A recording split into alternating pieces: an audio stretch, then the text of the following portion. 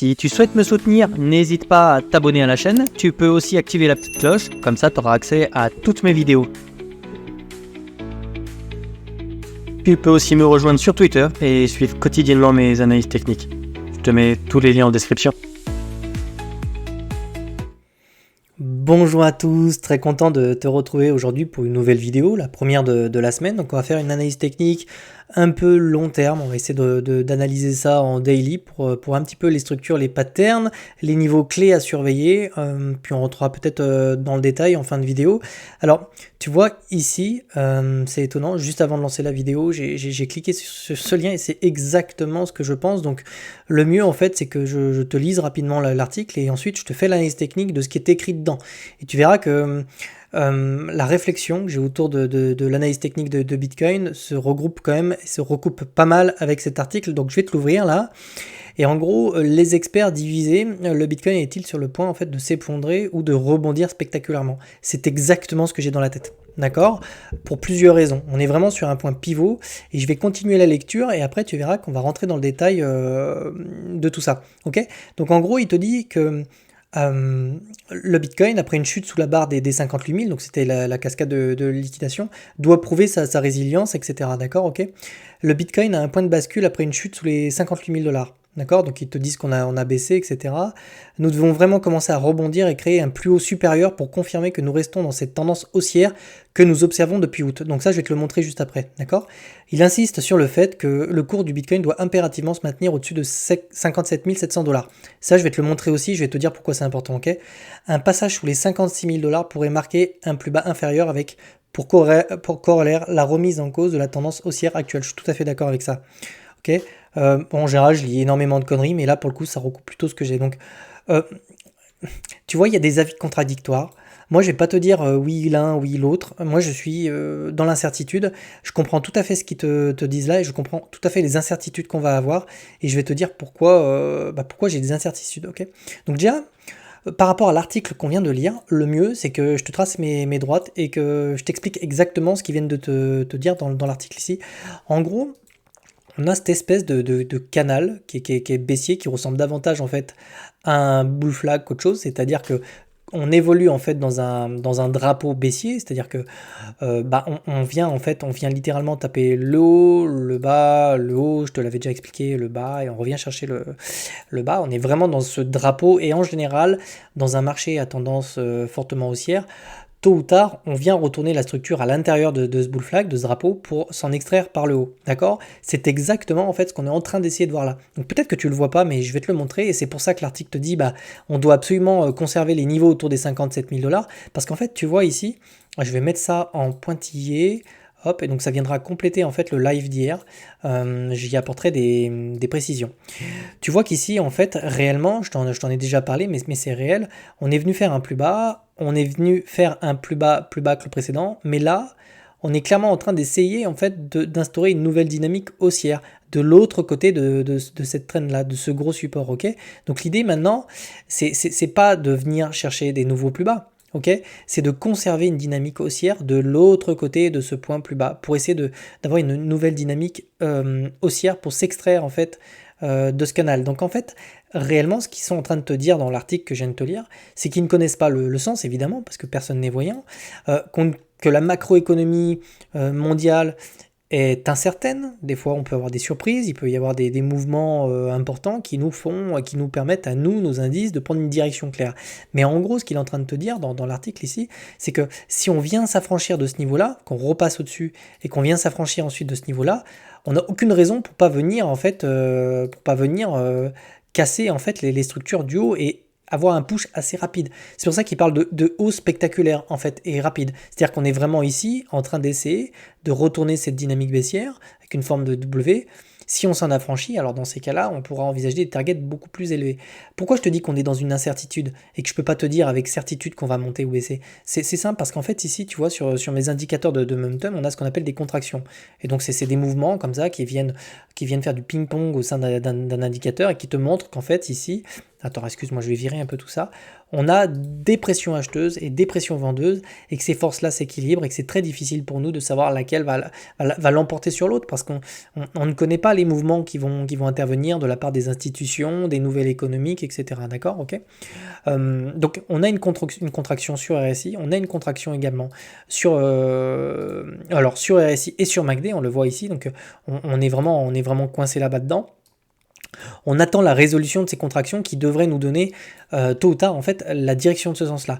On a essayé ici avec la cassure de ce W, on n'y est pas arrivé, tu vois, on a essayé de casser cette structure, on a tout de suite été ravalé, et là c'est pour ça que dans l'article ils te disent bon bah si on vient casser en fait les 57 000, donc le support qui est autour des là ici sur le support actuel, on pourrait rapidement en fait revenir chercher ces creux qui étaient bas, tu vois ce que je veux dire. Si on revient chercher le creux qui était ici, ça veut dire qu'en fait ici on est littéralement en train de perdre le momentum ici.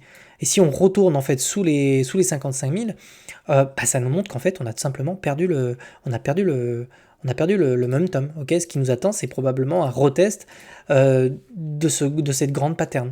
Alors attention, c'est probablement la dernière zone clé qu'il faudra surveiller. Si on revient chercher une énième fois cette zone-là, on ne veut pas passer dessous.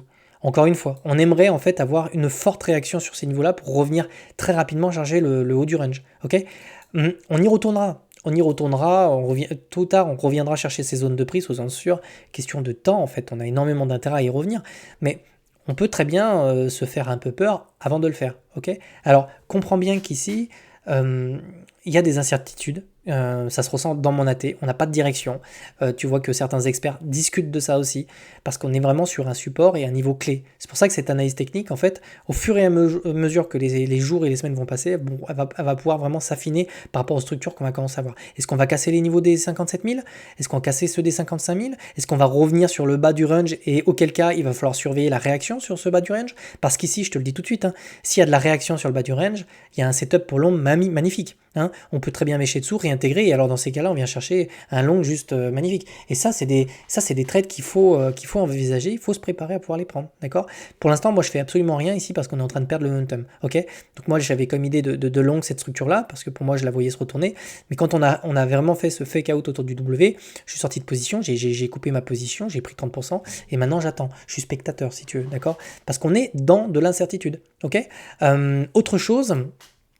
Il faut savoir que la navigation des capitaux, c'est pas un mythe, c'est quelque chose qui existe. Et en général, la navigation des capitaux, c'est des capitaux qui partent sur les indices, qui vont dans le marché des crypto-monnaies et qui vont aussi sur le forex et donc sur les devises. Ok. Et ce qui est intéressant, c'est qu'ici, là, autour du... Alors je vais te tracer une droite verticale, là, tu vois. C'était ici, quand on a à peu près cassé, donc c'était un peu avant juillet, mais concrètement, autour de juillet, on a commencé à avoir une anticipation d'une baisse des taux. Donc le marché a déjà pricé une baisse des taux. Ça se voit ici, puisque le dollar index a perdu de la valeur. Donc ici, dis-toi que le marché, il a déjà pricé une baisse des taux. Donc là, on vient de nous annoncer une baisse des taux septembre-octobre. C'est déjà pricé sur les marchés.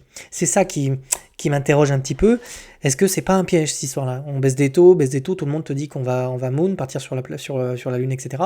Est-ce que pourtant c'est déjà pricé par les marchés? On le voit ici sur le dollar index. Et pire encore, c'est que sur le double bottom ici, on voit le dollar index qui retrouve du momentum.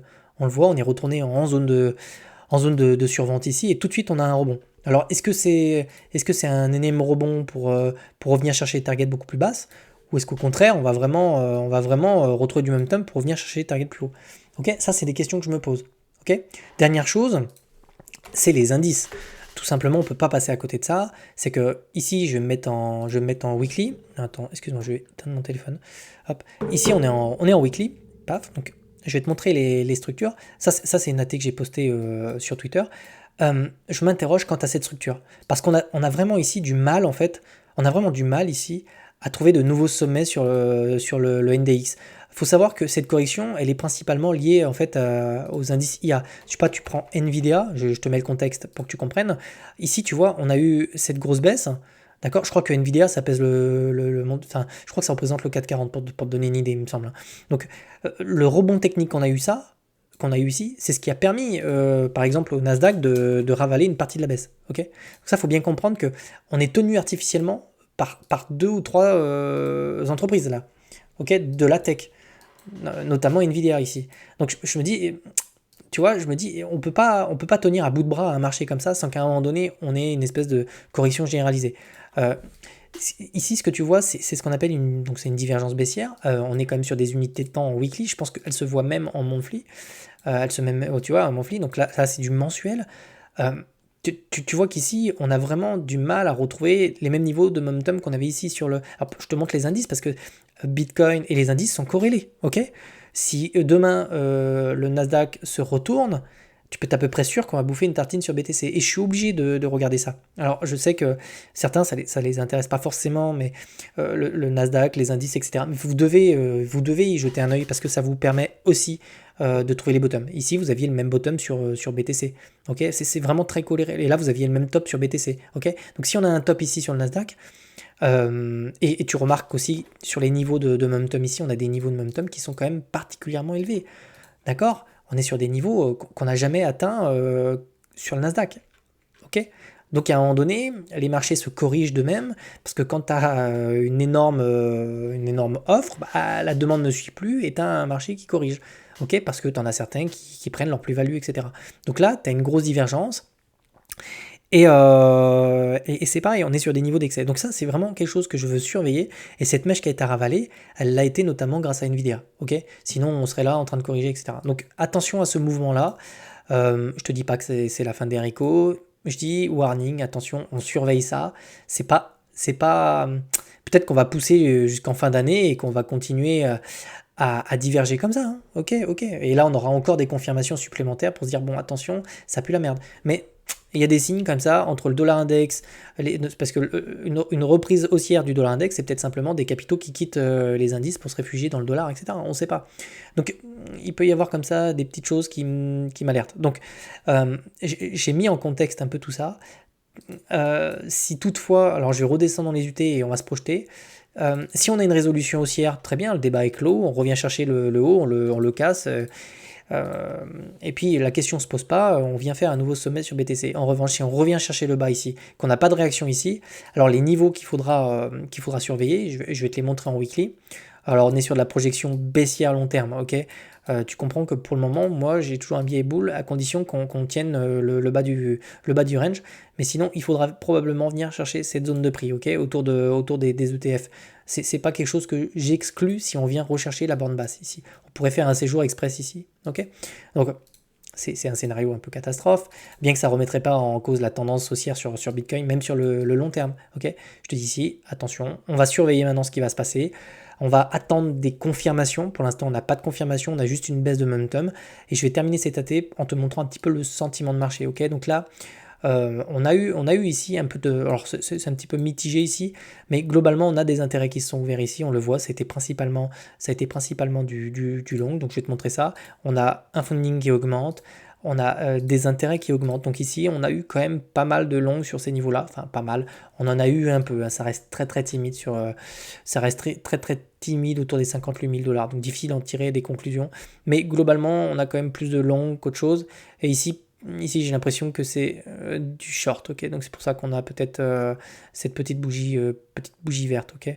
Puis d'ailleurs, on voit qu'on a eu des liquidations parce qu'on a des petites bougies là, donc c'est des gens qui clôturent leur position là sur cette mèche, ils ont long, ils se sont fait sortir ici, on a ravalé la bougie et là maintenant on s'attaque au short. Donc tu vois là c'est négatif, là on a des positions qui s'ouvrent. Tu peux être à peu près sûr que si on vient chercher un peu plus haut, on va clôturer cette bougie là aussi. Donc le marché est clairement en train c'est des market makers, j'en ai déjà parlé la semaine dernière, ils sont clairement en train d'essayer de chercher les stops pour accumuler des liquidités et des commissions sur les exchanges. Donc c'est bien, c'est plutôt chiant. Mais bon, pour le moment on n'a pas de confirmation. Donc voilà, c'est tâté, je vais continuer à la tenir un jour. Tout du long de cette semaine, on continuera à le faire. Je vais aborder aussi les altcoins, je pense, parce que c'est intéressant, peut-être Ether et Tao, ce genre de choses. J'en ai un peu parlé dans le live, mais je pense que je vais continuer à le faire cette semaine, ok ? Je te souhaite de passer une excellente journée, une excellente semaine, et puis je te retrouve demain. Allez, ciao !